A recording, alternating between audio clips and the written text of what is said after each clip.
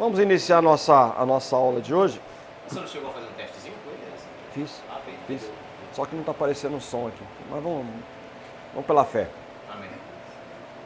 Eu falei na aula passada com os irmãos, nós falamos sobre a necessidade de conhecer a Bíblia para a gente fazer uma mensagem, né? A gente verificar qual é o texto que a gente vai escolher para a gente pregar. Se lembra que nós falamos? Nós temos que ter alguns conhecimentos básicos para a gente aplicar a hermenêutica. Nós temos que conhecer a estrutura da Bíblia para a gente saber onde é que está o assunto. Se eu quero saber de assuntos antes de Cristo, eu tenho que ir lá para o Antigo Testamento, certo? Se eu quero saber de assuntos, ou pregar sobre assuntos que vão falar da pessoa de Jesus ou do Novo Testamento, eu vou ter que ir para o Novo Testamento. Então, isso é uma coisa básica que todo estudante, todo teólogo tem que saber. Então, a partir do momento que vocês estão estudando a Bíblia, estão estudando teologia, queira ou não queira, vocês já estão sendo teólogos, certo? Então já tem aqui por fé aí uns teólogos, já tem quase 20 teólogos aqui, que bênção. E teólogos de várias idades, isso é importante. Então, como é que é dividida, como que é estruturada a Bíblia no Antigo Testamento? Está na postilinha de vocês aí. Então nós temos os primeiros 5 livros da Bíblia, que são chamados de lei, né? A lei não está no livro de Gênesis, né? A gente sabe que não tem lei ali. Temos ali alguns indícios de lei. Por exemplo, sei que vocês são bons de Bíblia. Onde é que está escrito lá na Bíblia, no Antigo Testamento, quais seriam, por exemplo, as comidas lá que o judeu, os animais que poderiam ser comidos e não poderiam ser comidos, animais puros e animais imundos. Onde é que está escrito isso?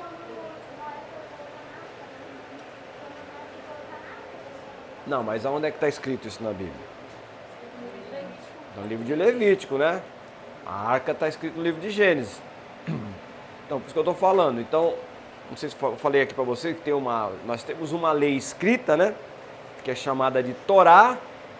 E temos uma lei, que é uma lei oral, que é chamada de Mishneh Torá. Então, a Torá é a lei escrita, aquela que Moisés recebeu lá no Monte Sinai. E tinha uma lei oral, que era passado de pai para filho desde a época de Adão. Você vai ver que em Levítico também vai estar registrado ali os 5 tipos de ofertas que você tinha para oferecer a Deus, não é isso? Isso lá no livro de Levítico, que é particularmente uns 3.400, 3.250 anos atrás. Mas acontece que os filhos de Adão e Eva, Abel, por exemplo, ele fez sacrifício ao Senhor, fez oferta. Não fez? O Caim ofereceu o quê para Deus?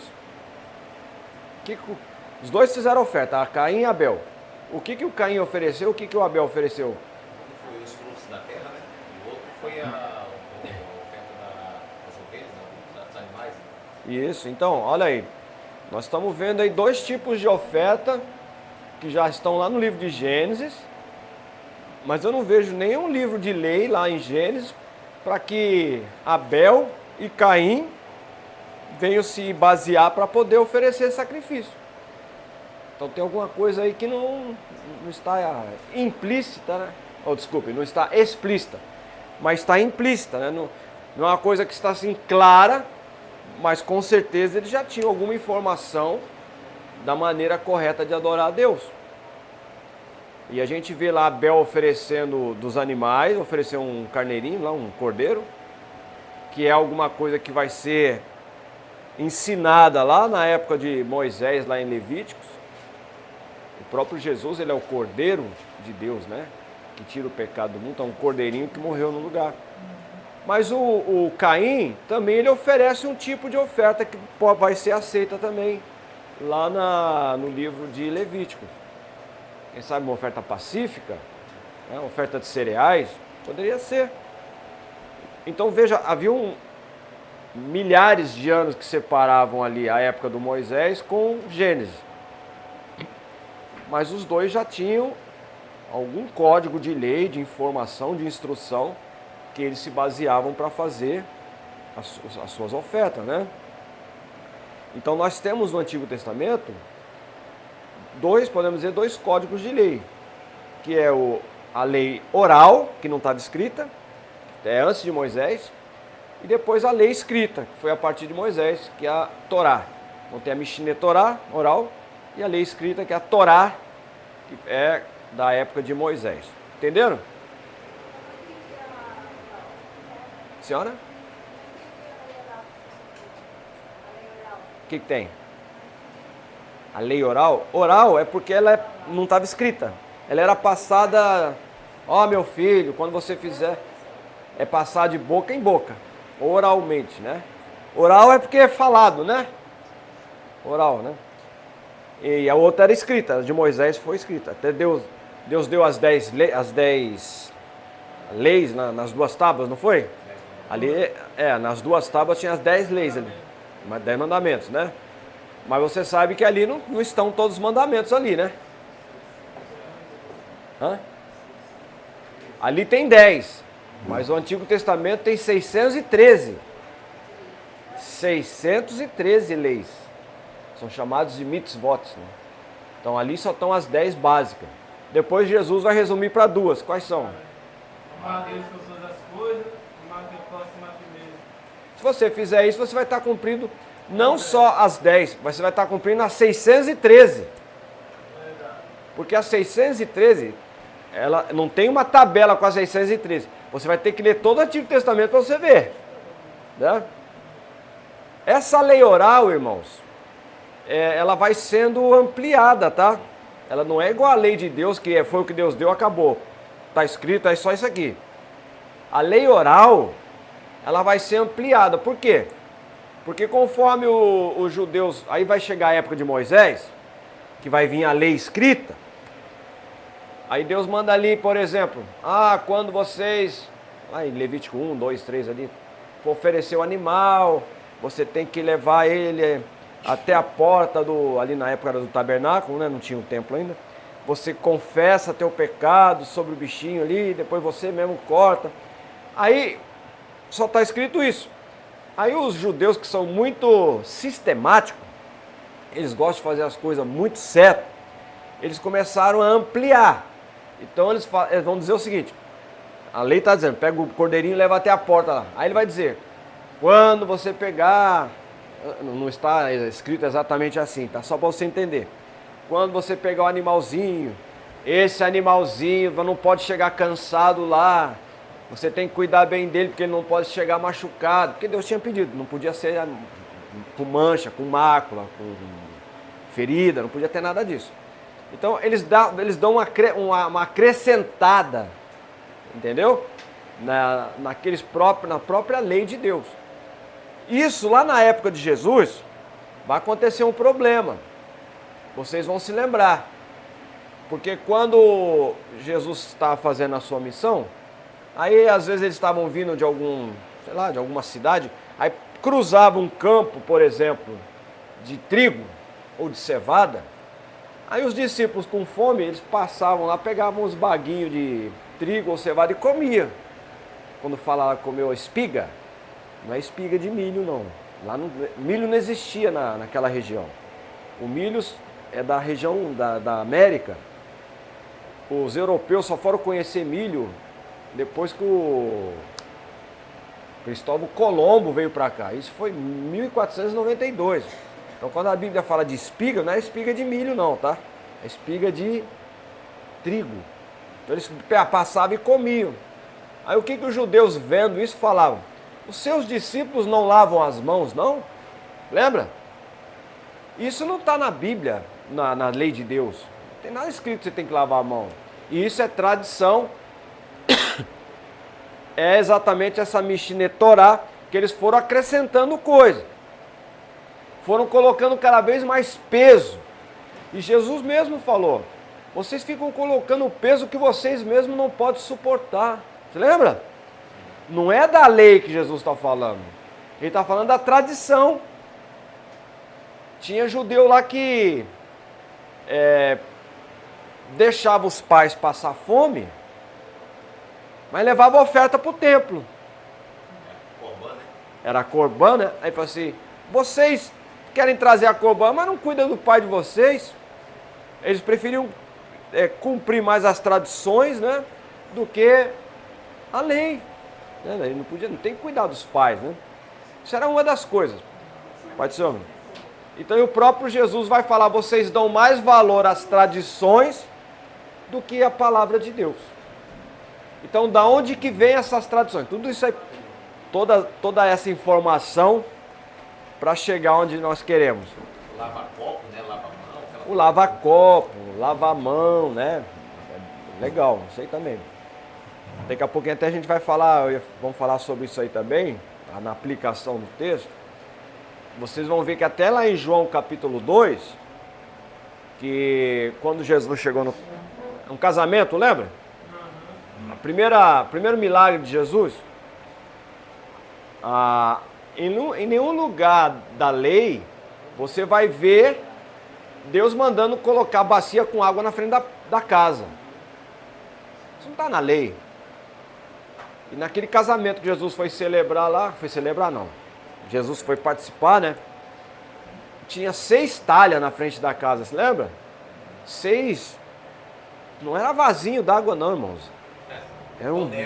Era um tonel, cabia de 2 a 3 metretas, né? Daria quase 240 litros d'água, podia chegar até 240, 180 litros d'água. Era água, era de cada uma, de 2 a 3 metretas, cada metreta dava 30 litros, 40 dependendo. Era um balaio assim de barro, né? Um vaso dessa altura, cheio d'água. E eles tinham uma maneira, não tá nada isso não está nada na lei. Já foi invenção deles lá, tradição. Porque eles achavam que o nosso corpo era portador de imundície. Por isso que eles falavam, seus discípulos não lavam as mãos, né? Então você tinha que lavar. Então antes de sair de casa, o judeu fazia esse cerimonial. Você botava a mão assim, não é chegar lá dentro e fazer assim. Você tinha que fazer assim, a água escorria aqui, de novo, tinha umas 2, 3, 4 vezes fazia, né? Aí depois você lavava o rosto. E tinha judeu que era tão assim, ortodoxo, fanático de purificação, porque era tudo purificação isso, né? Que eles entravam no vaso. Acredita? Eles entravam. Chegasse um judeu anão, hein?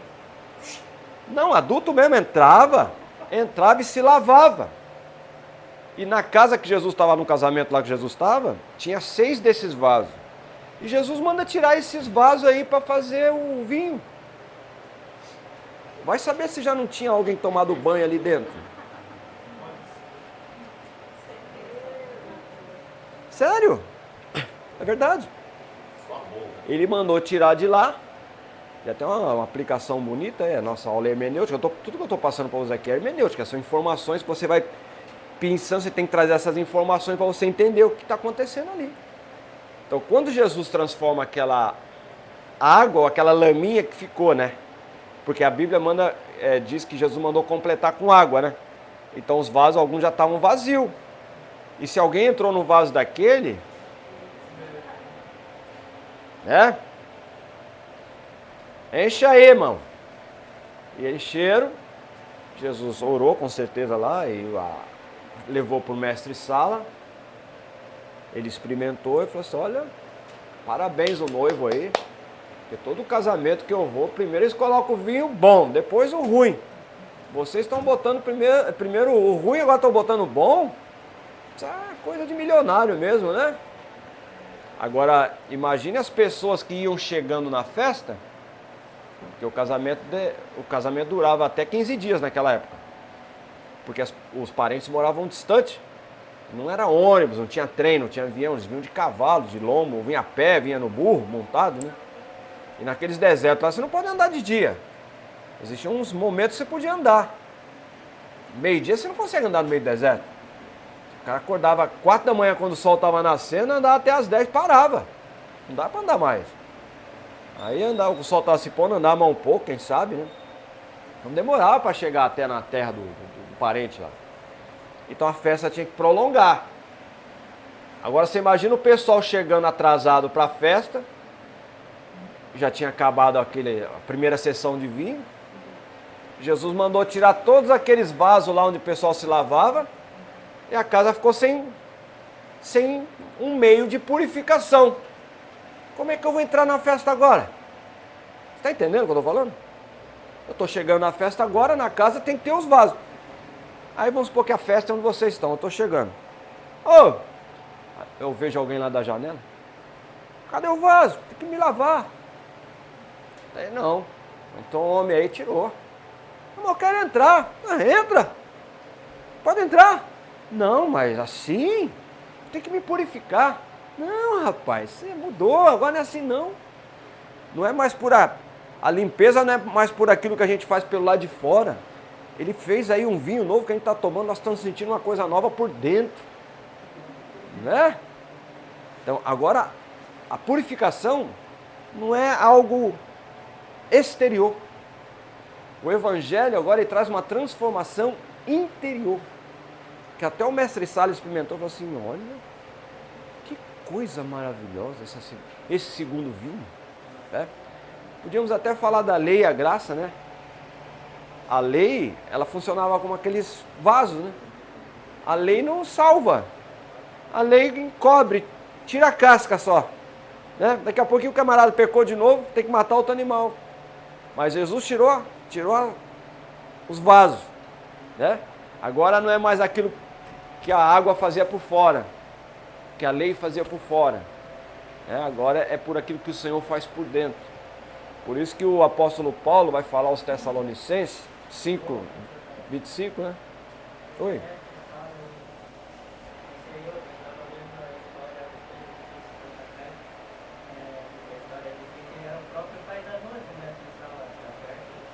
Quem falou? A Bíblia não diz. Não podia ser, mas a Bíblia não disse. A gente não pode dar voz, isso é matéria da hermenêutica. A gente não pode dar voz onde a Bíblia se cala. Poderia ser? Poderia. Podia ser o tio dela? Podia. Eu tenho como provar? Então o teólogo, o teólogo ele tem que estar, ele tem que ter argumento, ele tem que ter base para falar as coisas. Por isso quando eu vou pregar lá na igreja, é uma responsabilidade muito grande quando vai pregar lá. Não é pra, eu vou falar uma coisa que está na minha cabeça. É melhor não ir.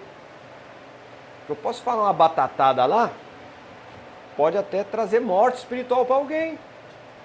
Né? Às vezes uma coisinha assim que para alguém não faz efeito nenhum, mas para outro faz. Por isso que quando eu vou pregar, por exemplo, eu vou pregar aqui mesmo, aqui na igreja. Então eu sei que o povo que eu estou falando aqui. Então eu vou falar na linguagem deles. Aí eu vou pregar agora, me chamaram para ir lá na academia dos doutores, não sei o quê. Aí eu já posso dar uma aprofundada maior, que eu estou lá, os camaradas lá, não estou diminuindo o pessoal aqui, tá? Mas é que faz parte do meio acadêmico, entendeu? Mas o certo mesmo é o crente, o pregador, o orador, o ensinador. Ele não tem vaga aqui, ó. O pregador, ele tem que pregar numa linguagem para qualquer auditório que uma criança entenda. Se você pregar e uma criança, você quer fazer o teste se você está alcançando o público, você tem que botar uma criança lá, eu estou dizendo uma criança que entenda, né? 5, 7 anos por ali. Se ela entendeu o que você falou, a tua mensagem foi eficaz. Se ela chegar no final e falar, ô tio, o que você falou? Não entendi nada. Você pode ter falado bonito, porque lá no grego e no hebraico, não sei. É melhor não falar nada de grego e hebraico. Aqui eu falo porque é aula, mas lá não. A não ser que seja uma coisa assim, imprescindível, né? Não tem como não falar. Por exemplo, um exemplo, que eu acho que é importante, nós estamos tendo essas aulas da escola dominical, que está falando sobre Jesus como Deus, o Espírito Santo como Deus, o Pai como Deus, né? Nessas matérias que nós estamos tendo. Jesus como verbo de Deus, a humanidade de Jesus, né? Aí na aula passada teve lá um versículo lá que Jesus falou assim, vou para o Pai, lá em João, e enviarei outro Consolador, né? Outro. Para nós outro é outro. Me dá outro livro aí, me dá outro, dá outro aí, né? Por exemplo, eu estou lá em casa comendo, estou com um prato, é o prato que eu no chão, um prato branco, por exemplo. Aí caiu, falou, minha mulher, faz favor, dá outro prato aí. Ela me dá um prato marrom. Prato não é outro prato? Só que no grego não é assim não. No grego tem outro igual e outro diferente. Que é para não dar confusão. Então quando Jesus falou assim, vou para o Pai, mas enviarei outro, não era outro diferente. É outro igual. E quem é o outro que ele enviou? O Espírito. Se o Espírito é igual, olha aí. Então, isso é uma informação importante você passar. E está lá na revistinha da Escola Dominical. É a palavra alós. Alós é outro igual. E hétero é outro diferente. Quem é hétero aqui? Não é hétero, pelo amor de Deus, levanta a mão. Ninguém é homo aqui, né? Hétero nós somos, pô. Hétero é outro diferente, né? Mas você está vendo como é que é? Então, nesse caso, é importante você passar essa informação. Porque Jesus está dizendo que vai mandar um outro igual a ele. Igual em que sentido? Mas Jesus fez carne e agora vem o Espírito. É outro na mesma essência, na mesma identidade, no mesmo poder, na mesma graça. É onisciente igual, onipotente, onipresente. Tudo que Deus é, Ele é, porque o Espírito Santo de Deus é outro igual. Vou para o Pai, mas enviarei outro. E esse vai vos ensinar, vai vos guiar. Como Jesus ensinou e guiou os discípulos, o Espírito Santo de Deus também nos guia. Ele não vai nos guiar, Ele está nos guiando, né? Você vinha aqui estudar, não foi você que quis. Foi o Espírito Santo que fez assim, ó. Vai, preguiça. É verdade ou não? Com todo respeito. A carne não queria estar aqui não, irmão. O varão que estava vindo do batente aqui, ó. Não é, varão? Mas o Espírito Santo é tão maravilhoso que desde manhã a gente está assim, hoje tem aula. Hoje tem aula, né? Mas que bom. Então nós temos aí, o pessoal que chegou depois, né? Eu estou fazendo aqui a divisão dos livros, a gente já vai para outro caminhando. Atos dos Apóstolos, nós estamos divididos em lei. Depois nós temos os livros históricos. A lei, embora diga lei, nós temos... Quais são os livros que fazem parte da lei? Gênesis, Êxodo, Levíticos, Números e Deuteronômio. A palavra deuteronomos, catedrático aqui de grego aqui, né? Deutero, segunda, em grego. Nomos é lei. Então deuteronômio é repetição da lei. Tudo que foi falado antes vai ser falado de novo lá em Deuteronômio. Não sei se você percebeu que em Êxodo 20 está lá os 10 mandamentos. E Deuteronômio 5 também. Está lá os 10 mandamentos de novo. Está repetindo. Então, algumas coisas são acrescentadas também que não foi falada antes, né? Mas é chamado de segunda lei, porque é repetição de algumas leis, quase a maioria delas. Aí depois vem os livros históricos. Os livros históricos são todos aqueles que vêm depois. O que vem depois de Deuteronômio? Vai lá, vocês são bons de Bíblia. Josué, Juízes. Pera, já está em Samuel, tem mais. Calma, tá nervosa. Pera aí. Josué, Juízes. Aí tem um livrinho muito importante que é a divisão de águas entre o período de Juízes e período dos reis. Inclusive ela é a bisavó de um rei. Aí colocaram ali, Ruth. Aí vem quem? 1 Samuel, 2 Samuel, 1 Reis. Primeiro livro dos reis. Não tem nada de 1 Samuel, é primeiro. É primeiro livro de Samuel, segundo livro de Samuel, primeiro livro dos reis, segundo livro dos reis. Aí depois dos reis vem o quê? Primeiro Crônicas e segundo Crônicas. Primeiro livro das Crônicas e segundo livro das Crônicas. Ô Taranto, mas eu já percebi, que eu gosto de ler a Bíblia, que bom, que muita coisa que está escrito no livro dos reis, está repetindo no livro das Crônicas. Oh! Descobriu a roda. Sim, está. Por quê? Porque o cronista é o camarada que escrevia, né? Do livro dos reis e o livro das crônicas. Tem um cronista do livro dos reis e tem um cronista do livro das crônicas. Quando eles escreveram, eles tinham uma visão. Quem escreveu o livro dos reis é aquele que estava do lado do rei na hora das batalhas. Então ele estava preocupado em falar detalhes da guerra. Ó, ih, rapaz, pegou pelos cabelos, passou a faca no pescoço, aquela coisa toda. Você vai ver um livro meio sanguinolento, né? É no livro dos reis que está lá a história do Jeú, né? Está lá, aquela história toda ali. Mas aí você vai ver o livro das crônicas, vai falar de Jeú também. Mas ele não dá muita ênfase a guerras, as ações dos reis, assim. Até fala de algumas ações dos reis. Mas você vai perceber que quem escreveu o livro das crônicas, ele escreveu com lentes, com óculos de sacerdote. É uma visão sacerdotal. Então é uma visão mais espiritual. É no livro das crônicas que está escrito lá a consagração do templo de Salomão, né? Ele dá detalhes ali que os outros não falam. Você, Salomão construiu um templo. Lá o outro, não é assim não, peraí, demorou, e ele fez o jardim que tinha tanto de medida, e não sei o quê. É uma visão de quem estava ali, nos meandros do templo, é uma visão sacerdotal, né? Vai falar da rainha de Sabá, que a rainha de Sabá, quando ela viu como que os servos de Salomão se assentavam, se levantavam, caminhavam, como é que eles se vestiam, como comiam, o que comiam, como se tratavam, está escrito lá. Vai dizer lá que e saiu dela o espírito. Como que sai o espírito de alguém? A mulher ficou chocada, ela fez assim, meu Deus do céu. Aí ela vai dizer, não me falaram nem a metade. E aí, ó, hermenêutica agora, olha aí. Uma mensagem que você pode fazer uma aplicação bonita.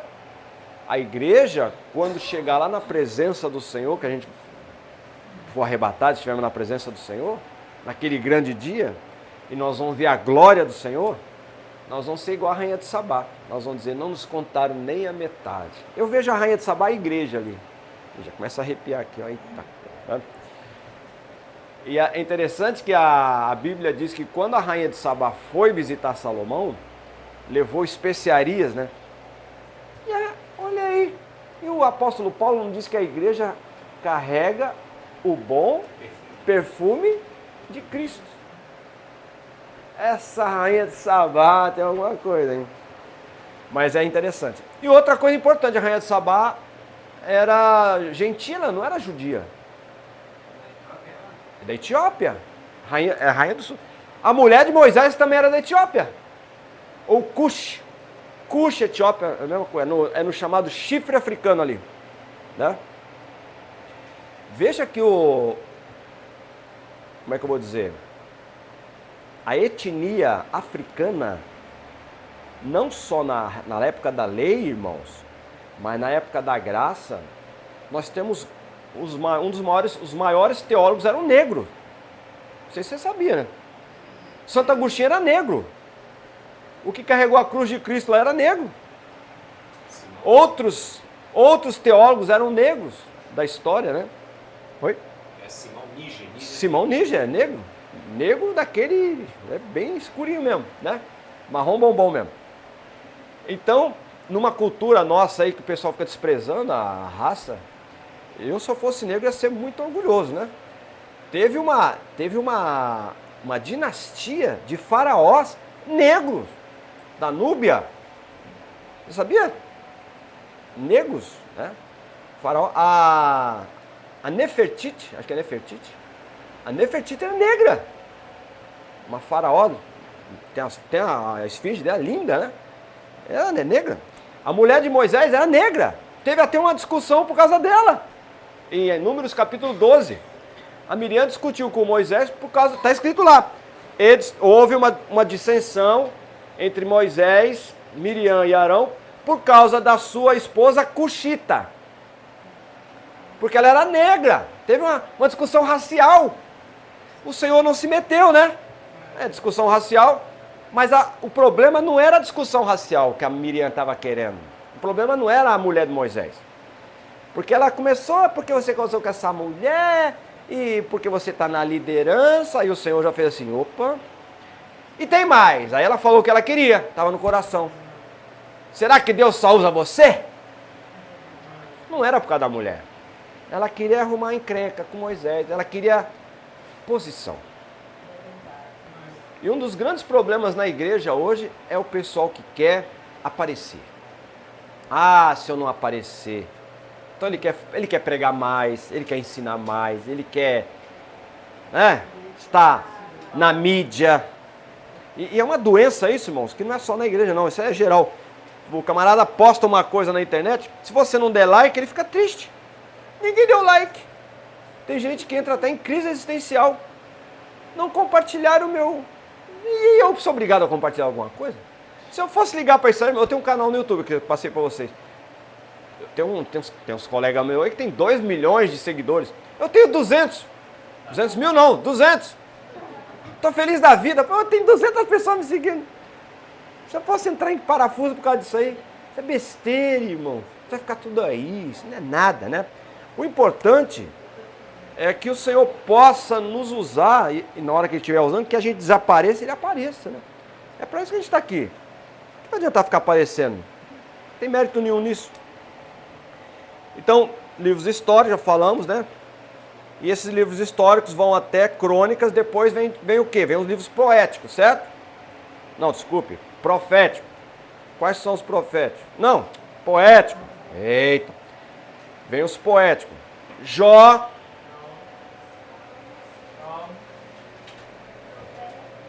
Não, peraí, faltou antes, peraí. Ainda tem faltou histórico. Faltou Esdra, Neemias, Esther. Pronto, aí acabou os históricos, né? Agora vem os poéticos. Jó. Alguém pode perguntar assim, mas Jó é poético? É que a gente está acostumado com poema. Batatinha quando nasce, esparrama pelo chão. Menininha quando dorme, põe a mão no coração. Esse é o nosso jeito de fazer poema, irmão. O jeito do árabe. O árabe é romântico. O árabe é da mesma linha do judeu. Eles são semita, né? O chinês tem poesia, tem sabedoria, é diferente. A gente não tem conhecimento, né? Quem não lê, né? Quem já leu vai ver. Mas o árabe, por exemplo, eles são muito românticos. Até para você cumprimentar alguém, meu Deus, é diferente da gente. A gente fala assim, oi, tudo bem? Tudo bem. O árabe, quando ele fala assim, como que vai você? É um prazer imensurável de estar conhecendo você, né? Ele dá uma largada assim, né? Você sente até, né? Quer dizer, ele fala em árabe, eu estou dizendo em árabe. Aí quando ele é brasileiro, ele vira brasileiro. Eu estou dizendo um cumprimento em árabe, né? Ele vai falar, Ilna al-Sharaf ilna, é uma honra muito grande, é um privilégio te conhecer. É uma coisa assim, bem, não mereço tanto, né? Então, eles aplicam isso nos poemas. Você vai ver Salomão apaixonado, se for usar isso aqui, vai dar briga. Mas Salomão apaixonado vai dizer, Sulamita, como eu te amo. Você é tão linda que eu te comparo com as éguas do carro do faraó. Vai falar isso com a mulher? Você sabe, né? Leva os dois. Você vai falar assim, como é que é? Mas uma moça israelita ouvindo isso, meu Deus, é demais para mim ser uma égua. Mas aí que vem, olha aí, hermenêutica. O que tinha uma égua do faraó? Quem assistiu aí o filme Ben-Hur? Ben-Hur? Nunca assistiram Ben-Hur? Lá tem uma corrida de biga. Biga é aquela carroça com 4 cavalos puxando. E lá tem um árabe que criava 4 éguas, não era? Fala a verdade, aquelas éguas lá. As éguas moravam com ele na tenda, era ou não era? E ele fala assim, não mexe com as minhas meninas. Não era assim? Então você vê no filme, é importante você ver esses filmes que isso aí te enriquece. Então, lição de casa, vão assistir Ben-Hur. E é um filme maravilhoso. Tem Jesus lá, tal, não vou contar o spoiler. Tá? Quem fez esse filme, fez para contrariar a Bíblia, sabia? Só que no meio do filme, aconteceu um revertério lá no cara, o diretor, e ele acabou do jeito que vocês vão... Irmãos, o filme é maravilhoso. Mano, esse filme é de 1950, 54. Ele foi feito logo depois dos 10 Mandamentos. É o mesmo ator, né, o Charlton Heston. Mas você vai ver ali exatamente por que o Salomão comparou as éguas do carro do faraó. Porque as éguas tinham que ser brancas, bem alimentadas, velozes e bonitas. Isso dá uma mensagem. Isso dá uma mensagem. Branca, ainda que vossos pecados sejam vermelhos como carmesim, eles estão brancos como a neve. Isso é uma aplicação poética para a igreja, irmão. Olha quanta coisa vocês estão perdendo, né? Viu como é importante a hermenêutica? Ela te traz essa riqueza. Enquanto a gente não tem hermenêutica, a gente está sem óculos. É igual, eu quando eu estou dirigindo à noite, se eu não botar óculos, sai da frente, né? Mas botou óculos, eu começo a enxergar coisa que não via antes. E a hermenêutica é exatamente para isso. Ela te dá ferramentas para você não inventar moda. Você faz a pesquisa e traz essa riqueza.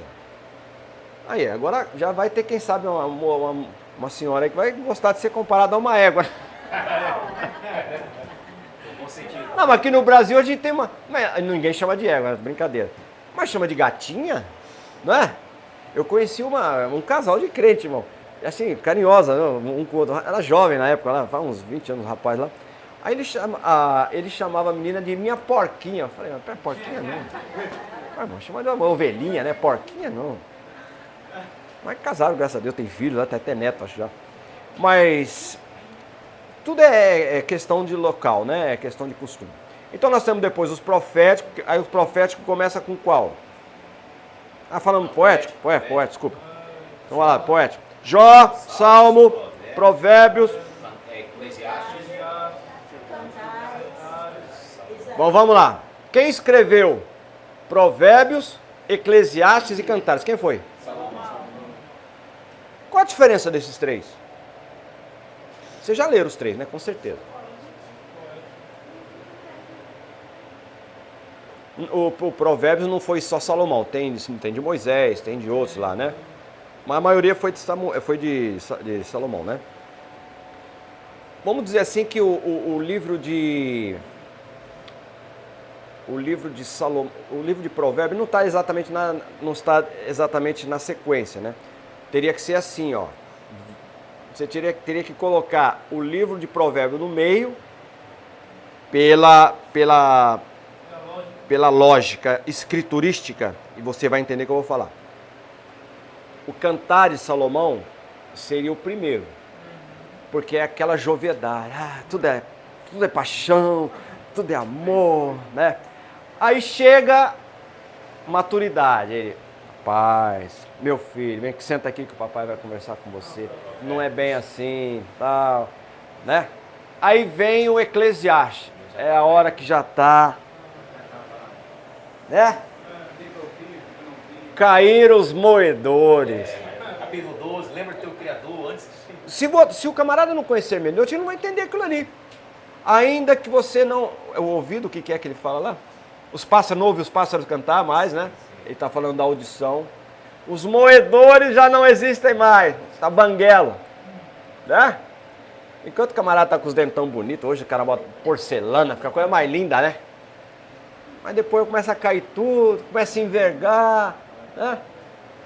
Aí ele vai falando como é que o corpo vai definhando e o fim de todas as coisas, né? É uma descrição poética do envelhecimento humano, Envelhecimento. as consequências do envelhecimento humano. Então a gente percebe que, embora os 3 livros foram escritos por Salomão, a gente vê as 3 fases da vida dele. Cantares, então, seria jovens, Salomão jovem, Provérbios, Salomão meia-idade, e Eclesiastes é quando a ficha cai e ele vai ver um monte de besteira que ele fez na vida e de tudo que ele tinha que guardar. E ele fala para o irmão, gente, eu fiz tudo que tinha que fazer. Vaidade de vaidade, tudo é Vaidade, vaidade. A palavra vaidade, inclusive, significa bolha de sabão. Bola de sabão. O que é bola de sabão? Aquela bolinha que você faz, que a criança gosta. Ela fica bonita, colorida, o que acontece? Parece que tá bem definido, né? A vida é assim. Como é que é, chefe? Parece que tá bem definido no livro dele ali, né? Não entendi. Parece que tá bem definido, começa a ler o livro. Ah! Não, não é deprimido. Ele está consciente, ele está bem. Só que ele está sendo realista. Ele está sendo realista e fatalista, né? É o que vai acontecer. E ele vai dizer, de tudo que eu falei, não existe nada novo, não é nada novo debaixo do céu. Ou seja, é uma coisa que está acontecendo. Mas quando a gente é novo, a gente não percebe essas coisas. Não vou morrer nunca. Eu não vou ficar doente nunca. Aí o cara, pá, vai pra UTI. Opa! Quem é que nunca, né? Tá um aqui, ó. Quando bateu na UTI, falei, opa! Vamos parar. É? A gente avalia as coisas. E a gente tem que sair outro. Ou uma situação grave que você passa, né? Não estou desejando mal para ninguém, não. Mas acontece, mano. A vida é assim. Ninguém está livre de passar por dificuldade. Eu tive uma experiência dessa, assim. Eu tive que morrer, né? Eu fui envenenada, morri para viver. Envenenada? Tem um testemunho em Blumenau, nosso caso do plano Blumenau. Tem um testemunho lá. Cheguei morta no hospital. Jesus falou comigo. Eu creio, mano. Eu vivo para Deus. Para mim não existe outra coisa além de servir aí. Eu não posso olhar dele para lá e me pegar, tenho que olhar só para frente. É uma experiência assim que ninguém tira, Eu né? morri, simplesmente eu sei. Então são dois. A vida e a morte. Ó, Como é que é, né? essa barriga branca aqui, ó. Parece barriga de baiacu, né? Foi quase 6 litros de sangue, mano. 6 litros não, 6 bolsas. 3 horas no inferno e 3 horas no céu. Meu Deus. Ah, então a ficha tem que cair, né? Mas é isso aí. Então, lei histórico, poético. Agora meus proféticos. Isaías. Isaías é um livro que fala de quê? Profecia. Ah, tá, tudo bem. Mas de quem? Ele é um profeta messiânico. Ele fala tudo da vinda de Jesus. E no final dos tempos também, até do milênio. Né?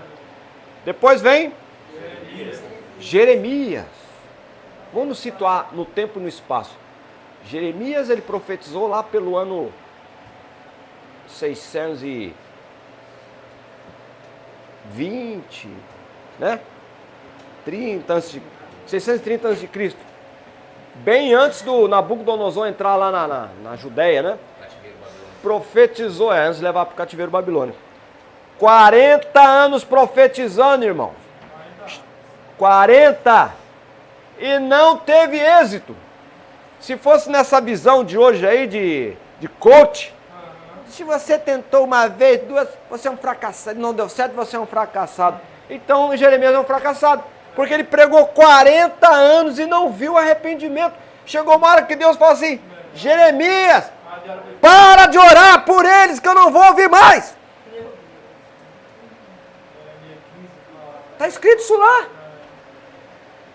Alguém olhou espantado para mim assim? Deus falou isso. Irmão, tem coisa que na Bíblia é assim que ninguém prega no púlpito. Mas lá em Ageu, que fala assim, eu vou esfregar merda na cara de vocês. Deus falando. Não, o Ezequiel não teve a ordenação não foi de cozinhar comida em cima de fezes humanas? Fez humana. E o Isaías andou Tá escrito com a, na Bíblia. com a polpa da bunda para lá de fora, né? 3 anos. Está escrito na Bíblia isso. Vou esfregar cocô na cara de vocês. Deus falando. Isso aí vai ter rede nacional. Quer pior? Com todo respeito. Não vou falar isso não. Mas está lá em Ezequiel também. A questão é que na tradução ali deu uma suavizada, né? O tradutor deu uma suavizada, porque tem coisa ali que se for pro Eu original, tenho né? outra coisa grave, eu não vou nem falar. Não cabe aqui, deixa pra lá. tem coisa Né? bem cabeluda. Mas está escrito lá. Deus falando. Então a gente, é claro, a gente não fala isso no púlpito, né? Era o momento, eu tinha que falar daquele jeito. Mas Jeremias, 40 anos pregando, e era um cara que chorava pelo povo, não tinha quem amava mais o povo dele do que ele. E sabe o que fizeram com ele no final? Jogaram ele no calabouço quando os inimigos estavam vindo. E ele está falando desde o primeiro momento. Se entrega para Nabucodonosor que não vai acontecer nada. Deus falou isso. Nós nos entregarmos. O nosso Deus, cara, tudo errado, tudo vivendo em pecado, em adultério, adorando outros deuses, a rainha do céu. Nós somos um povo que Deus guardou. Não vai acontecer nada com a gente, não. Rapaz, entrega para Nabucodonosor. Você é um traidor, bota na cadeia, a pão e água. Aí quem entra? Nabuzaradã. O general do Nabucodonosor. Já estava com ordem expressa dele. Pegaram o rei, aquele que mandou prender o Jeremias. Prenderam um outro camarada também, depois furaram os olhos dele, antes de furar os olhos dele, era um rei, outro rei lá, levaram na frente de Nabucodonosor, ele e os filhos, mataram os filhos dele na frente dele, ele assistiu, depois furaram os olhos dele. Quer dizer, a última imagem que ele ficou gravado na mente foi a morte dos filhos. Olha como Nabucodonosor era gente boa. Agora invadiu Jerusalém. Chega Nabuzaradã. Eu imagino, irmão, quando fala general, né? O general no Brasil, o cara tem quase 60 anos, é a minha idade. O cara já tá no bico do corvo, né? Mas naquela época general era 30 anos. 32, 35 anos, o cara general, o cara, né? E assim, ó, umas maçarocas desse tamanho assim, ó. Só de olhar pro cara já dava medo. Agora imagina esse Nabuzaradã entrando lá em Jerusalém com aquela espada, ele e os soldados. Sabe o que ele foi procurar? Cadê Jeremias? Ai, meu Deus do céu. Já era. Não vale a pena ser profeta, não. Cadê Jeremias? Tava lá no calabouço. Traz ele! Trouxeram Jeremias, ele já esperando a espadada no pescoço. Ele, é você, Jeremias? Cabra bom! Tua fama chegou lá. Você estava falando a favor do rei lá. O rei mandou ordem expressa para você aqui, para cuidar bem de você. Te dá um dinheiro aqui, ó, e dizer para você, onde você quiser ir, pode ir, que nós vamos bancar para onde você quiser ir. Ainda teve que ouvir esse Nabuzaradã aí, o Jeremias ouviu. Ele falou assim, ó, você sabe por que está acontecendo isso aqui com a sua nação? Porque vocês abandonaram o seu Deus. Já pensou o ímpio falar isso, irmão? Bom, pelo menos o Senhor guardou o Jeremias, né? Mas sabe o que ele escolheu ainda? Ir com o povo para o cativeiro. Né? Ele foi para o Egito, né? Jeremias, depois vem Lamentações de Jeremias. Depois vem Ezequiel. Ezequiel é um profeta. É um, como é que eu vou dizer assim? Top, né? Não, mas ele era um profeta. Como é que fala? O Jeremias é aquele, né? Mais simplinho. Ele era mais. Tem uma palavra. É um top, é um cara assim mais, né? Imagina um profeta elegante, né? Ezequiel era assim, ele era mais. Né? Até as visões dele são diferentes, já percebeu? O negócio é mais requintado. Mas Deus faz do jeito que Ele quer, o que Ele quiser, né? Não esquecendo que é importante isso. O Jeremias não nasceu para ser profeta, né? Não. Ele nasceu para ser sacerdote. Ele estava lá e morava em Anatote, filho de sacerdote. Tá lá ele, o pai dele, os parentes lá, tudo lá sacrificando. Então, Jeremias, é assim que faz, ó, quando pegar o cordeiro. Ah, pai, tá bom. Daqui a pouco, irmão. Tá! Eita, que já assustou. Já vai lá. Receba, irmão. Receba aí, meu irmão. Tá dormindo? Aí ele profetiza lá, mano. Cambada de ranque fosse. Vocês vão ver só o que vai acontecer com vocês. Vou botar aqui, ó. Vou quebrar a tranca, vou quebrar a porta. Vocês vão ver. Vai começar de cima até embaixo. Pessoal, Jeremias, que tem doidor? Tem doidor? Você não nasceu por isso não. Você é sacerdote. Sacerdote não. Escolheu desde o ventre para você ser profeta. Já imaginou? O camarada lá sacrificando. Deus toma ele lá no meio do pessoal. E foi borrachado, hein? Borrachado. Então, Lamentação de Jeremias, Ezequiel, Daniel, certo? Depois vem os profetas anões. Eles são menores porque são anões, né? Não, porque eles têm menos material escrito, né? Mas são tão importantes como os outros também, tá? Vai de Oséias até Malaquias. Entenderam aí a divisão? Então a Bíblia foi escrita o Antigo Testamento na língua hebraica e o Novo Testamento na língua grega. Aí vem aqui a escolha adequada do texto, contribui muito na hora da exposição. A próxima matéria que nós vamos ter vai ser homilética. Se vocês puderem não faltar, não falte, porque se você perder o fio da meada, porque tudo que eu estou falando aqui nós vamos aplicar na próxima matéria, que é preparar um... E eu quero vir aqui, vou falar para o Janjan, escala um por um para pregar aqui. Eu quero vir para assistir aqui a pregação. Num domingo, a igreja cheia. Eu vou ficar sentado ali atrás assim, ó. Ó, ó aqui o corpo fala aqui, ó. Vou ficar assim, ó. E ainda é para olhar para trás e dizer, não é pastor Taran? Sei de nada não. Não é? Se tiver errado, eu vou ver se eu Não, não faça isso. Prega lá, não olha nem pro lado. Aí quando você estiver pregando, vai ser na hora da homilética que eu vou falar isso aí. Não fica olhando só para uma pessoa assim. Não fica olhando para o teto. Não fica olhando para o chão. Quando eu estou pregando, eu olho para o nada. Eu olho aqui assim, ó. Um espaço entre um irmão e outro. Aí os irmãos olham, pô, ele tá olhando, não está olhando para mim. O outro, para mim também não. Aí eu estou olhando para ele. Aí não dá constrangimento pro irmão. Aí eu daqui a pouquinho passo para outro espaço ali. E pá, não sei o quê. E você? Aí o irmão... Não sou eu. Ele está olhando para o outro lado. Você entendeu? Isso não vou falar que é malandragem, não é malandragem. É sagacidade, né? Esperteza, né? Ficar nervoso. Para não ficar nervoso. Tem que... Eu vou falar agora, irmãos, que está aqui, figuras de linguagem. Porque para a gente pregar e para a gente interpretar a Bíblia, nós temos que entender o que são figuras de linguagem.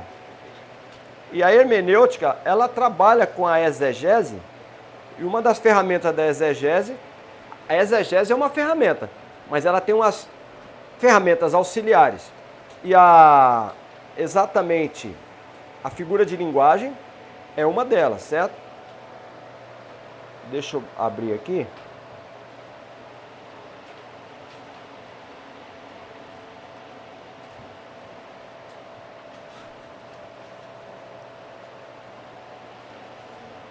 Fechar outro.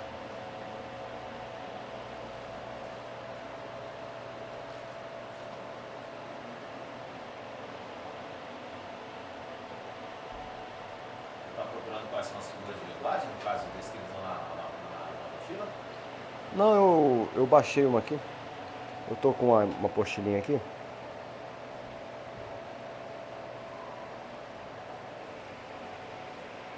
Vamos ver aqui o que são figuras de linguagem.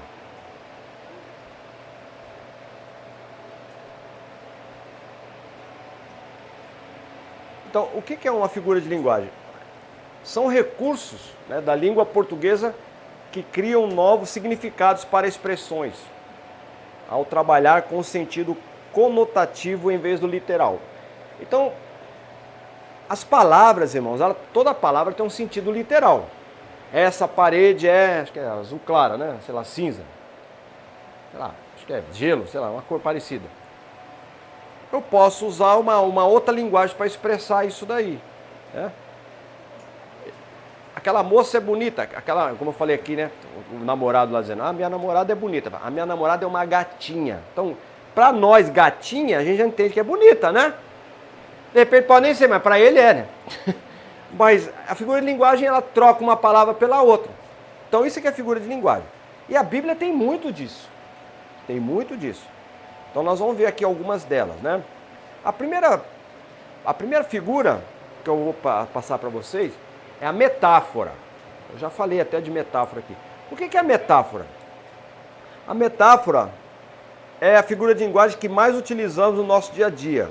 Ela se baseia em uma comparação implícita, sem um elemento comparativo. Onde que na Bíblia tem metáfora? João 10. Eu sou a porta. Jesus diz, eu sou a porta. Como Jesus é uma porta? Eu sou bom pastor, tudo bem, mas eu sou a porta. Isso é uma metáfora. Jesus não é uma porta. Só que no sentido espiritual, sim. E ele vai dizer, quando ele vai, o João 10, quando Jesus está fazendo a citação lá de João 10, tudo que João escreveu lá em João 10, Jesus está confrontando quem? Os religiosos. Porque os religiosos, a religião judaica tinha se transformado num sistema que uma vez que você entrava ali, você ficava preso. Você ficava preso e debaixo de uma opressão daquelas coisas que eu falei para vocês, que eles começavam a inventar, ia botando peso, não pode, não deve, não sei o quê. E a pessoa daqui a pouco morria ali dentro. E Jesus falou assim, eu sou a porta. Né? E ele é a porta das ovelhas. E ele vai dizer que no rebanho onde ficam as ovelhas, tem um porteiro. E esse porteiro abre e fecha, e as ovelhas entram e saem. Então ele está dizendo que esse caminho novo que ele veio trazer, não era aquele caminho opressivo da religião judaica.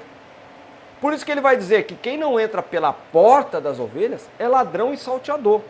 E ele vai dizer que o ladrão não vem senão roubar, matar e destruir. Ele não está falando do diabo ali. E quantas vezes a gente já viu o camarada pregando lá? Irmãos, o diabo não vem senão para roubar, matar e destruir. Ele vem mesmo, é verdade, mas nesse texto aí não. Quem é ladrão aí são os religiosos lá, os judeus. Entenderam? Não é o diabo. Embora o diabo também, né? Encaixa direitinho ali. Então quando Jesus diz, eu sou a porta, é uma metáfora. Eu sou o caminho, a verdade e a vida. Metáfora. Eu sou a videira. Quando você toma uma coisa pela outra, é uma metáfora. Entenderam? Outro exemplo aí. Eu sou o pão vivo que desceu do céu. Outra metáfora. Oi? Não tem? Tem um exemplo Ah, lei para qual que está escrito aí.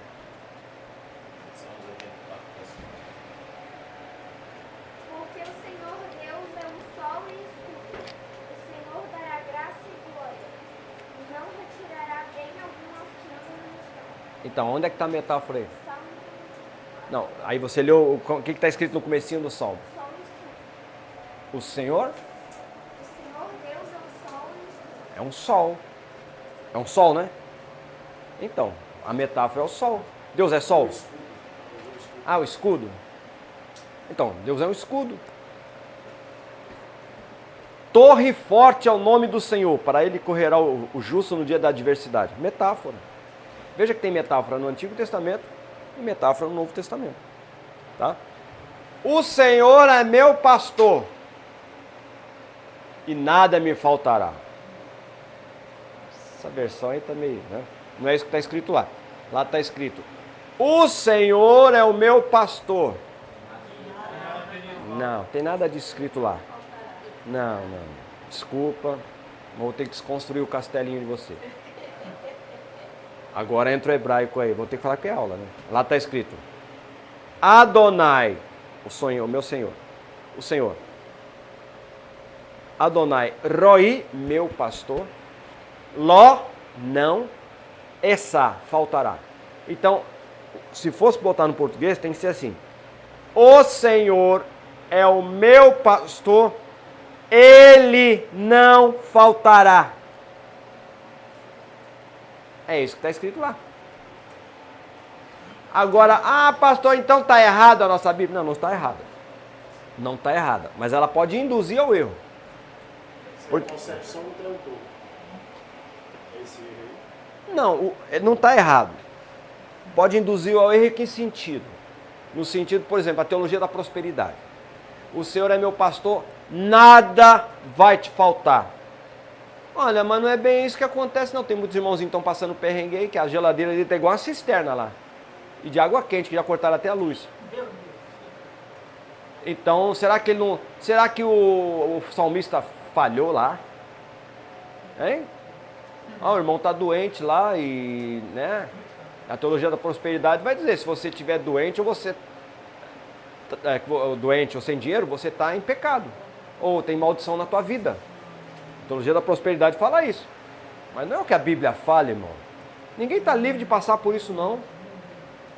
Então, quando o salmista diz, o Senhor é o meu pastor, ele não faltará, ele está dizendo o seguinte,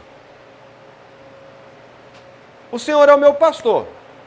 Ainda que eu não tenha nada, Ele não vai faltar. E se Ele não faltar, Ele vai cuidar de mim e nada vai me faltar. É isso que você tem que entender. O irmão vai passar o perrengue? Vai, mas Deus vai abrir uma porta. Eu tenho certeza que vai. É o caso da viúva Vai. de 2 Reis 4. Declara que tua serva não tem nada, mas tinha Deus, aí o Senhor proveu. Declara que tu tens em casa. Aí ela... Eu acho que eu contei aqui um testemunho de uma moça que trabalhava comigo, uma crente, uma moça bem crente mesmo. Aí ela falou assim, pô, pastor, aconteceu uma benção aí, pastor. Casa irmã bem assim, né? De oração. Ela fala bem nos termos de assembleia, uma coisa bem do manto assim, pastor. Ela está passando um perrengue com os filhos dela em casa lá, não tinha o que comer. E ela morava na beira da Baía de Guanabara, lá no Rio, né? Rio de Janeiro. Aí, ela orando ao Senhor, o Senhor está vendo aí, não tem nada, pai. E lá na beira da Baía de Guanabara tem muita garça, umas garças brancas assim, fica pescando lá, mergulha e pega peixe, né? E ela está orando, irmãos, e a casinha dela simples, de telha de eternite, né? Ela escutou um barulho na telha. Ela foi ver uma garça daquela, pegou um peixe, mas o peixe era muito grande, caiu no telhado dela. Bateu no telhado, caiu no chão assim o peixe. Um peixe assim. Aí ela, isso é sinal de Jeová. E ela lá orando ao Senhor. Irmão, diz que ela contando, passou um pouquinho, a mãe dela tocou lá na porta com um táxi. Ô minha filha, ô mãe, só tá aqui? É, eu tava lá em casa, Jeová mandou ir fazer uma compra. E tá aí a compra e mandou trazer. Não pergunta nada, pega lá. E aí? Então ele cuida, irmãos. Deu provisão. Né? E faltaram-nos tempo para contar testemunhos aqui, né? De coisa que Deus proveu. E Deus provê mesmo. E vou dizer outra coisa para você. Deus pode às vezes não mandar comida, mas Ele vai tirar a tua fome. Como já aconteceu também. Os irmãozinhos da África comem uma vez por dia quando tem. É interessante que a teologia da prosperidade não funciona lá, né? Na Índia não funciona. Só funciona lá no bairro de rico. Né? É assim mesmo. Entenderam o que é metáfora? É uma coisa tomada pela outra. Tá? Fulano é uma florzinha. É uma metáfora. É uma gatinha, né? Aquela coisa. Símile ou comparação. O que é uma símile ou comparação? A metáfora é mais subjetiva. A símile é assim como a metáfora, uma figura de comparação, mas desta vez explícita, né? A metáfora é mais subjetiva, pois sugere implicitamente uma ligação entre dois seres ou entidades diferentes a partir de uma característica em comum, enquanto a símile apenas aponta que existe uma semelhança específica. Né? Quando você fala assim, ó, ele é tão bonito quanto ele, ela é tão bonita quanto, similar, né? É tanto quanto, né? É uma coisa mais explícita assim. Você tem esse como, assim como, tal como. Quando tiver essa expressão, é uma símile, né? Temos analogia também, é uma espécie de comparação, mas nesse caso feito por meio de uma correspondência, né? Deixa eu ver aqui.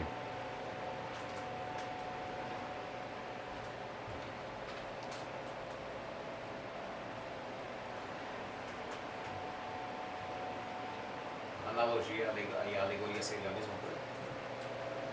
Alegoria? A alegoria ela embarca um monte de coisa, né? A alegoria ela abarca parábola, abarca um monte de coisa. Mas vamos falar aqui dessa analogia. A analogia aqui, você vê os passarinhos cantando lá, tá? Às vezes tem aquela na árvore, tá aquela, né? Aquele um monte de passarinho cantando ali, alegre, né? Parece a minha casa. Essa é uma analogia, né? Você está fazendo uma comparação com na sua casa. Ou vê um tumulto ali, rapaz, tá parecendo um culto de domingo. Isso é uma analogia, tá fazendo? Isso é uma figura de linguagem também. O formato de uma nuvem, né? Então parece Parece uma mão. uma mão. É uma analogia. Tem umas aqui que acho que nem compensa falar, que vai trazer mais confusão do que metonímia. Não vou falar isso aqui, deixa eu ver outra aqui mais. A hipérbole, Sinestesia. Sinestesia, o que é sinestesia? É interessante e importante falar. Quando Jesus falava com o seu auditório, Jesus tinha a noção, você sabe, quem estuda pedagogia, que é professor, sabe disso, ou quem já deu aula. Toda classe, quando você vai falar, você tem, vamos supor, uma sala com 10 alunos. Você vai ter alunos que têm facilidade de aprender mais por aquilo que ouve, tem aquele que aprende mais fácil por aquilo que vê, e tem aquele que aprende mais fácil com aquilo que ele toca. E Jesus tinha esses 3 tipos de auditório, sempre. Você vai ver que em alguns momentos Jesus vai falar assim, ó, felizes são vocês que estão vendo isso aí, porque os profetas que foram antes de vocês não viram e nem ouviram o que vocês estão ouvindo. Ó. Não viram e nem ouviram o que vocês estão... Ó, então são... E você, como é que eu identifico um aluno que aprende mais por aquilo que ouve? É aquele aluno que depois de um culto, depois de um estudo, de alguma aula, seja lá o que for, ele te procura e vai fazer uma pergunta. O que ouve, né? Você ouviu o que o professor falou? Você ouviu? Ele usa muito a palavra ouviu. Ou aquele que é mais ligado no que vê, você viu o que o professor falou? Ele viu o que falou, né? Viu o que falou? Não, a gente fala viu o que falou, mas é uma forma de expressão. Mas ele está demonstrando que ele, sem querer, né? Ele está dizendo que a facilidade que ele tem para aprender é naquilo que ele vê. E nós temos aluno que precisa meter a mão para entender e para compreender, até para acreditar. Tem algum discípulo de Jesus que teve que fazer isso aí? Ah, lembraram, né?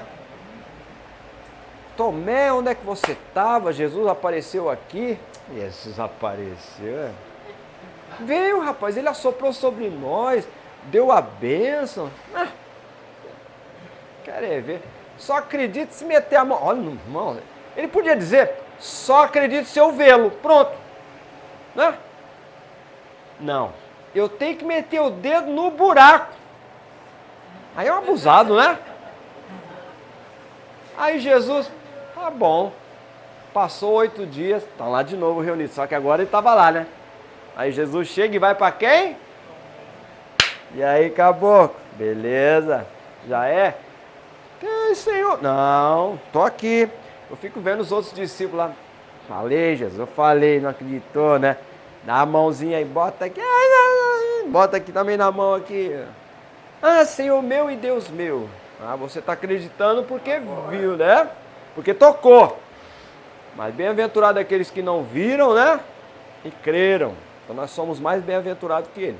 É interessante ver que nesse texto dá para se refutar as próprias testemunhas de Jeová que alegam que Jesus não é Deus. Quando o próprio Tomé reconhece Senhor meu e Deus. Mas é para refutar mesmo. A gente usa muito esse texto aí para refutar. Para dizer até que Jesus não é Deus. Exatamente. Assim como o unicista, né? A Voz da Verdade lá. O pessoal que canta por toda a minha vida. Diz que Jesus não é Deus, não.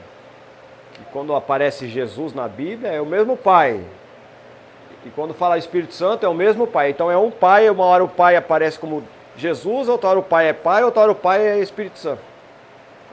O senhor viu aquele vídeo dele, né, que ele gravou esse dia aí com O César de Andrade? o Juliano Fraga. Então, assim, a gente já passou por essa aula de princípio, foi ensinado na escola bíblica dominical. A minha pergunta é, por que o povo continua fazendo o mesmo erro de sempre? Não sei, irmão, sinceramente eu também não entendo. Porque foi ensinado que o unicista não acredita na Trindade, foi falado, aí tu chega no culto dia de domingo, o cara canta um poporri atrás do outro na música do Vai é Verdade. Tem que ver a programação das músicas aí, né? Dá pra entender isso? É difícil. Então, Eu acho que se a música, ela, no caso dele, né? Mesmo que você não está glorificando a Deus e não está necessariamente fazendo apologia. Não, mas o autor da música é o cara que está contra. Mas é que quando É o ele autor da escreveu, música. já fez aquela É que quando- ele não era assim, né? Não, era já. Agora, Não, desde sempre. Ele sempre foi assim. Estava quieto, né? É uma música, Ele foi um vulcão que composto estava apagado. para adorar a Deus e eu acho que desde que não esteja fazendo apologia àquilo que explicitamente ele defende hoje, eu particularmente não vejo. Não, por esse Pô, lado... Eu louvo esse, eu particularmente, eu acho lindo, maravilhoso. Eu É bonito. Tem conhecimento. É, não. Agora, chato. Mas olha só, a música ela é feita, tem uma inspiração para você fazer a música. Então a partir do momento que eu creio que não existe Jesus, é o Pai. Jesus não é o Pai, Jesus é Jesus, o Pai é o Pai, o Espírito é o Espírito. Mas quem fez a música, fez na inspiração unicista. Então quando ele diz, falar de Jesus, por exemplo, ele não está falando do mesmo Jesus que a gente acredita. Esse é o ponto. Porque no unicismo, Jesus não é Jesus que a gente acredita. Não sei se está alcançando o que eu estou falando. Está entendendo o que eu Não, estou falando? sim, estou entendendo. Mas nós estamos cantando Jesus que nós acreditamos, não a gente canta assim. Sim, é uma coisa muito pessoal, mas pelo sim, pelo não, né? É uma coisa polêmica, né? Tem isso, tem a igreja agora. É. Entrou e. Ele teve um podcast que o pastor Juliano Fraga. Braga, ele tipo, meio que zombou de universidade. Zomba, entendeu? eu zombo. O que ele falou? Ah, ele zombou? Assim, o Deixa eu ver esse pastor vídeo. Moisés, Eu vi só um pedacinho, só um início. que zombou, ele falou assim, cara, se tem essa trindade, como é que eles são? Eles se conversam entre si, tipo, meio zombando, sabe? E o pastor Juliano foi muito assim, muito Eu não vi tudo, não. com as perguntas que ele fez. Daí, até que o pastor José era... César de Andrade eu vi o que o César de Andrade. Cavalcante foi o nome do César Cavalcante. Saiu do podcast. Ele falou assim, olha, gente, não dá. Que nem o pastor falou, o Jesus que está falando é o nosso Jesus, então a partir das tribos. Ele falou isso. É meio complicado de entender isso aí, Tem né? umas coisas chatas que ele diz, eu vou botar Deus no ranco. Ele é réu. Ele falou assim, Ele faz umas vossa coisas que não tem verdade nada a já ver, ganhou cara. muitas almas. Irmãos, sinceramente, eu nem vejo mais essas coisas aí, porque é tanta besteira. E o problema, sabe o que é? Que você falou aí. Até aluno que eu dou aula em outro seminário, às vezes eles pegam e mandam esse, o que o pastor acha? Eu acho que você já foi ensinado certo. Para que vai me perguntar o que eu acho? Então você não tem fundamento de fé, não tem convicção naquilo que você acredita. O cara que se abala com um negocinho desse aí, e é aluno de seminário. Tem alguma coisa errada, né? Meu Deus. Então, voltando aqui, a sinestesia, por exemplo, eu falei aqui aquela pessoa que sente, né? Quando você diz assim, palavras que cortam como faca. A palavra não corta como faca, né? Então, é uma palavra que a pessoa sente que está cortando, né? Outra, palavras doces. A Bíblia fala lá no Salmo 119, né? Bom, ali tem um monte, né? Lâmpada para os meus pés é a tua palavra. Luz para os meus caminhos. Luz, né, com a espada cortante. Também, né? É uma sinestesia. Então você sente, né? Hipérbole. A Bíblia também usa muito hipérbole. Hipérbole, irmãos, é um aumento exagerado ou uma diminuição exagerada. Você vai ver, às vezes, lá nos evangelhos, está escrito assim, e toda Cafarnaum foi encontrar com Jesus. Será que foi toda a cidade mesmo? Não, né? Diz toda porque tinha muita gente. Bom, Cafarnaum, não sei quantos habitantes tinha na época, era uma cidade grande. Mas não tem como ir toda a cidade. Alguém, se um não foi, não era toda a cidade, né? Mas ele bota que é para hipérbole. E tem também uma hipérbole diminuindo. E até Deus chamando Israel de germezinho de Jacó, bichinho de Jacó, né? É você... Então, hipérbole é um aumento ou diminuição, tá? Tanto faz. Vou parar no postinho. Não A temos, diminuição. não temos ao pecando rebanho, porque aprove ao Pai dar-vos o reino. Também. O diminutivo tem um problema, né? O diminutivo pode ser uma hipérbole, mas pode ser uma... Eufemismo? Não, eufemismo não, pode ser uma ironia, né? A hipérbole é um exagero, né? Aquele carrinho que tá parado ali fora é teu? Já é outro sentido, né? Aquele carrinho branco que tá ali. Não, aí ele tá é uma ironia, né? Ele tá te afrontando de repente, né? Você falou que ia comprar você é caminhoneiro, né? Você falou que dirigiu um caminhão, você tá dirigindo aquele caminhãozinho? Pô, vai tomar uma carreta com 18 rodas lá.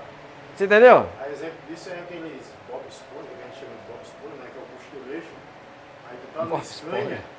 aí o cara fala, dirige aquela combizinha ali. Kombi, é. Combizinha, mas é uma O cara máquina. chama de costeleixo Eu sei. Kombi, né? Porque ele é da Volkswagen. É. Aí tá lá o Scania e o Volvo vai pagar o cara. O cara liga aquela combizinha ali. Eufemismo, que ele falou aqui agora, né? O que é eufemismo? É você usar um termo mais brando para falar de uma coisa grave. Você quer um exemplo? A gente usa muito quando falece um irmão, né, da igreja. Passou para o Senhor, o irmão fulano de tal, o irmão fulano de tal. Passou para o Senhor, né? É uma maneira branda de falar que morreu. Se chega um ignorante, ele bateu as botas. Lá fora fala que Deus deu com as 10, né? Cancelou o CPF. Cancelou. Se é bandido, fala que cancelou o CPF, né? Então, eufemismo é isso aí. Pleonasmo. Pleonasmo o pessoal sabe, né? Pleonasmo é vou subir para cima. Vou descer para baixo. Pô, se você conseguir descer para cima, me avisa aí como é que faz. Isso é um pleonasmo vicioso. E tem a cacofonia. Isso é perigoso. Ó, é coisa para evitar no púlpito. Tá aqui, aula para você aprender. Então, cuidado. E quem fala muito, erra muito, né? Vocês vão me ver errar lá também. Pode falar depois, não tem problema não. Mas eu estou passando para você. Então, vamos tomar cuidado. Vamos, né? Eu, inclusive, principalmente. Pleonasmo. Subir para cima, descer para baixo. Chorar lágrima. Falar palavras. Isso é pleonasmo, né? E tem cacofonia. Cacofonia. Isso aqui é bom para cercar gado. Cercar o gado. Mas vai falar, e eu botei uma cerca para cercar gado? Entendeu? Cercar o gado. Ou seja, colocou arame farpado. Agora que você entendeu, tá vendo? Que mais? Lembra uma agora? Agora eu esqueço na hora de falar. Estaria dentro da sua colocação o muito glória a Deus, aleluia, na hora da pregação? Não. Porque tem os irmãos, né, a cada 5 Ali é segundos, nervoso, né? glória a Deus, aleluia. Não, tô dizendo eu tô dizendo na hora da... Nem prega quase, né? Outra questão também do cara chegar em púlpito e... Pai do Senhor, meu irmão. Pai do Senhor, meus irmãos. Pai do Senhor, meus irmãos. O muito né? O né também. Já é isso que fala. Outra aqui é uma coisa feia, falar. Eu vou dizer que eu havia dado o livro para fulano. Eu havia dado. Você entendeu? Então tem que tomar cuidado isso aí. Então, eu havia entregue, ó, usa outro verbo. Que às vezes a terminação de cria uma cacofonia. Isso que você está falando aí de repetição, tem crente que já começa assim. Inclusive tem uns que recebem a unção do microfone. Já viu a unção do microfone? Ele está quieto o culto inteiro lá. Vamos ouvir, irmão, a palavra da... Às vezes nem a palavra, uma saudação, né? Olha, se eu tenho um microfone ainda, pega esse aí de exemplo aí. Aí já perdeu. Aleluia, você está alegre nessa noite? Aí começa a falar um monte de coisa ali. Estava quietinho ali. A unção do microfone. Porque tá vazio, e até então ele tá vazio. Mas a gente tem que manter pelo menos um padrão, né? Tá quietinho, ele chega quietinho. Daqui a pouco, conforme vai esquentando as turbinas, você vai indo, né? Fica uma coisa meio estranha, não tudo que é errado fazer, faz se quiser. Outra coisa, então vamos vigiar, né? Que nós estamos falando sobre isso aí, né? Ficar falando muito né. Muitas das vezes. Louvado seja o nome do Senhor. Amém. Fala algumas vezes, amém. Fica... Então, irmãos, eu quero agradecer a Deus, louvado seja o nome do Senhor, para pregar aqui nessa noite, glória a Deus. E agora os irmãos estão aqui felizes comigo também, louvado seja o nome do Senhor. E eu estou muito nervoso aqui, não sei o que eu faço agora. Que meu Deus.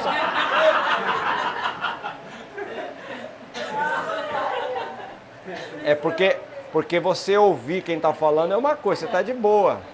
Aí vem aqui na frente para você ver. Você vê aqueles monte de olhinho fazendo assim, ó.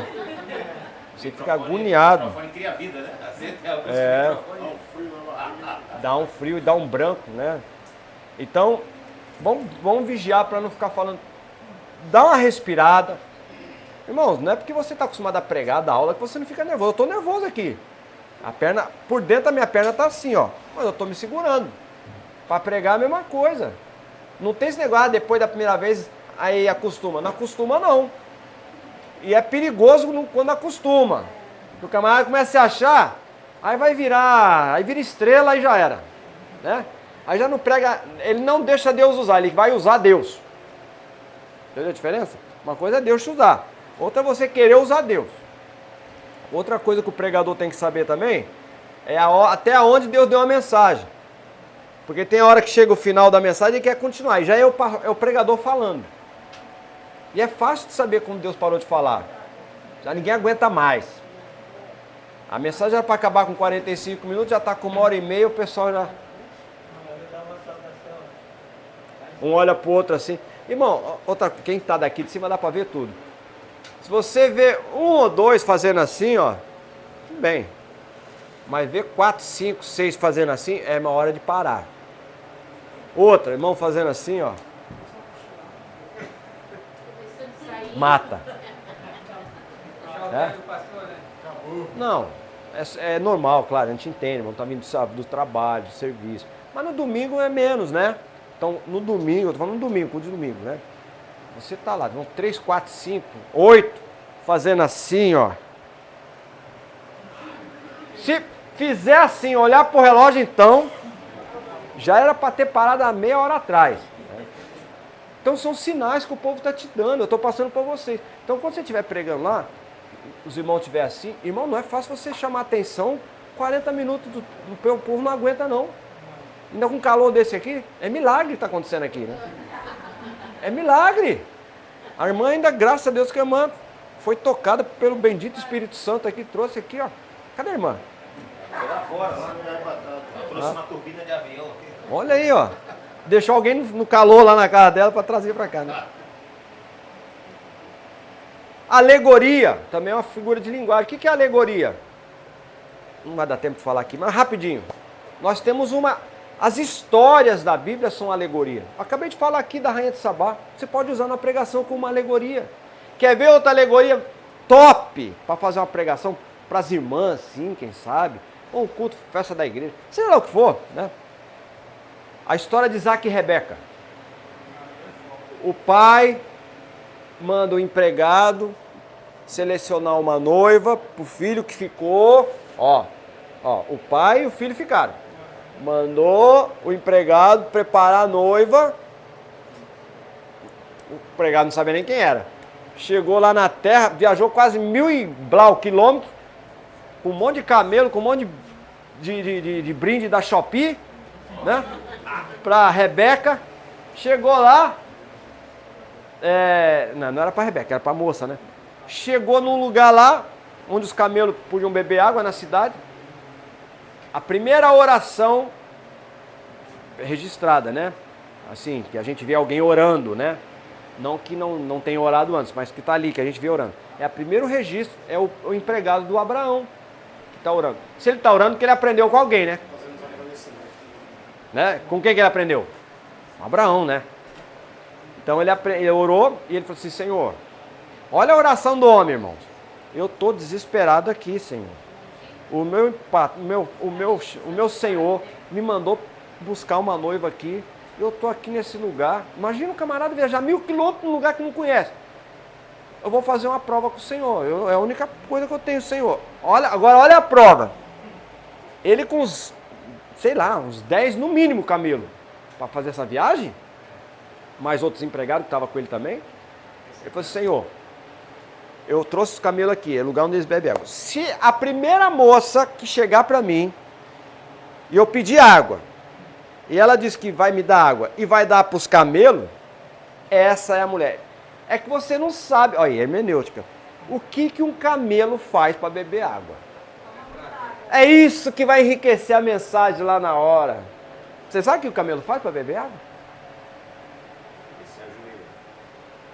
Não, pode se ajoelhar ou não. Mas a primeira coisa que ele faz, ele não te conhece e vai te dar cabeçada. Ele vai te cuspir. Aqui, próximo de nós, no Peru, tem as lhamas que são parentes do camelo. Que elas cospem. Cospem de longe. Camelo é igual, é da mesma família, irmão. É tudo sem educação, né? Cospe, morde, dá cabeçada.